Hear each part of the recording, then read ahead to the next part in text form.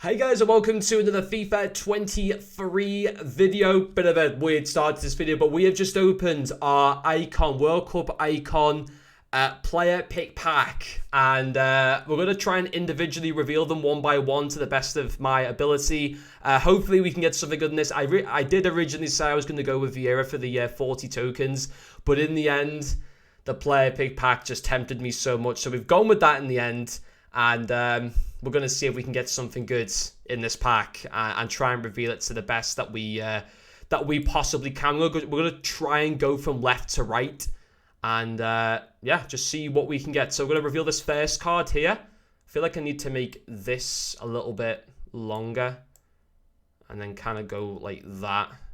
Although the only problem is I'm going to reveal every single card at once here, which is not really good. If I try and do that a little bit.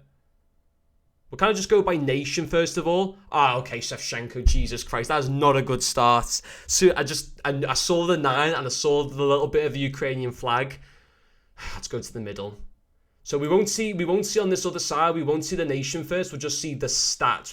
We might see a bit of the dynamic image, but I mean Shevchenko is not really what we want. S. Is that Roberto Carlos? Okay, we'll take a Roberto Carlos. I'm already happy. We'll definitely take that. I'm sure there was a better way to reveal these, but for the one in the middle, we can kind of just build up the stats, can't we?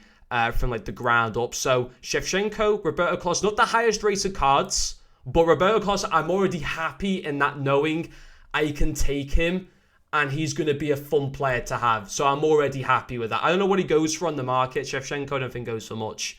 And probably isn't even a bad card, realistically, Shevchenko, but from the players that are available from this, he is such a one of the lower caliber players. Roberto Carlos, although again in rating, he's not one of the highest at all, he's an insane player and like one of the best, if not the best left back in the game. So I'm already happy with that. So, final card. It's not a goalkeeper.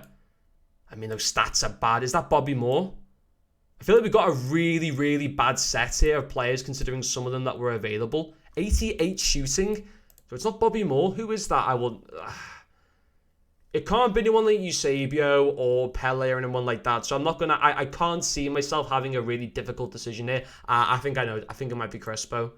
In which case I won't be going with him. Yeah, Hernandez. I mean, is that really a good set? I mean, in the end, I've ended up with Roberto Costa. I'm really, really happy about, and the reason that kind of put me off. I'm genuinely happy with that. I mean, I've already got one icon on my team, which is actually called, but Roberto Carlos is far better than that. We'll have a look at all their prices in a second. Vieira was an interesting one in that I put him into the team, but I didn't know who to take him out with. I wouldn't have put him in Cam because I don't think he suits that position. And then I look at my two centre midfielders. I've got that road to the final Palhinha for the World Cup with Portugal, already a really, really good card and potential for further upgrades. And then I've also got that road to the final De Jong as well from the Netherlands, who they're already into the quarters now, so he's already guaranteed to get another further upgrade. And they play Argentina, of course, in the quarters now. I mean, is Shevchenko 5-star? You see, he's 4-star, isn't he? Interesting, you can play him as a right winger, although I feel like that lack in pace just wouldn't be great. I mean, Shevchenko's a really cool player, you know, like back in the day and all that type of thing for Milan and, you know, and all that, and Ukraine. But I think his baby card's got more pace, hasn't he? Theo Hernandez would be a pretty good card, but I feel like there's just, I mean, when you've got obviously Roberto Carlos, you're obviously going to take him, and that will be the player that we go for. So I don't know from that. Is that a massive win? Is that a loss in terms of it's a player that I can use in my team? I'm very happy with that. It's like I've got a card where I'm sitting there thinking I can't use that. You know, that could have been, you know, Crespo. I mean, Crespo, I think is a great player and stuff like that personally, but maybe not quite built to be as good in this game as in previous years. I could have ended up with a Laudrup there, a Zambrotta, you know, a Petacek, a Bobby Moore, which would have been a lot worse. So I'm curious to see in terms of their prices. I'm sure Shevchenko really doesn't go for much. Let me know if you've opened that pack and what were you able to get in it. So Shevchenko, I mean, wow, not even selling for 100,000 coins. That was really bad. Hernandez might be worth a little bit just because, although he doesn't really have that icon kind of, you know, he's more of a foot hero type of player as far as I'm concerned. No offense to any Mexican fans or whatever, but he might be worth a little bit. Yeah, he is worth a little bit, about 250,000. If Roberto Carlos is worth less than that, I'll be very surprised. Even if he is, I still wouldn't be bothered. I still personally think I've picked the right player there. And he definitely probably is like the best left back you can get in this game right now. And he is actually worth quite a bit, to be fair. I mean, he's worth almost $1 million.